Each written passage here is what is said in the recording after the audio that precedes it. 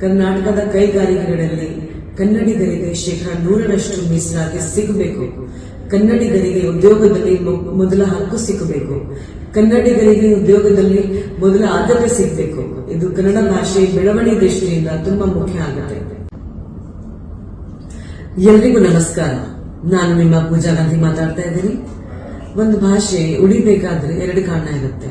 ಮೊದಲನೇದು, ಆ ಭಾಷೆ ಬಗ್ಗೆ ಪ್ರೀತಿ ಇರಬೇಕು, ಆ ಭಾಷೆ ಬಗ್ಗೆ ಹೆಮ್ಮೆ ಇರಬೇಕು, ಆ ಭಾಷೆ ಬಗ್ಗೆ ಅಭಿಮಾನ ಇರಬೇಕು. 2ನೇ ಕಾರಣ ಏನಂದ್ರೆ, ಆ ಭಾಷೆ ಉದ್ಯೋಗದ ಭಾಷೆ ಆಗಿರ್ಬೇಕು, ಆ ಭಾಷೆ ಅನ್ನದ ಭಾಷೆ ಆಗಬೇಕು.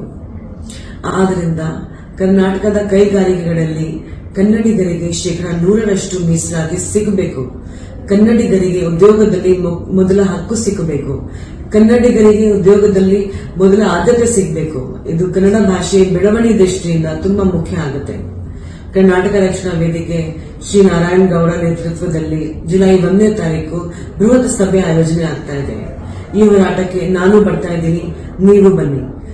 ಕನ್ನಡ ಕಟ್ಟೋ ಕೆಲಸನ ಜೊತೆಯಾಗಿ ಮಾಡೋಣ. ಸಿರಿಗನ್ನಡಂ ಗೆಲ್ಗೆ, ಸಿರಿಗನ್ನಡಂ ಬಾಳ್ಗೆ. ಜೈ ಹಿಂದ್, ಜೈ ಕರ್ನಾಟಕ ಮಾತೆ.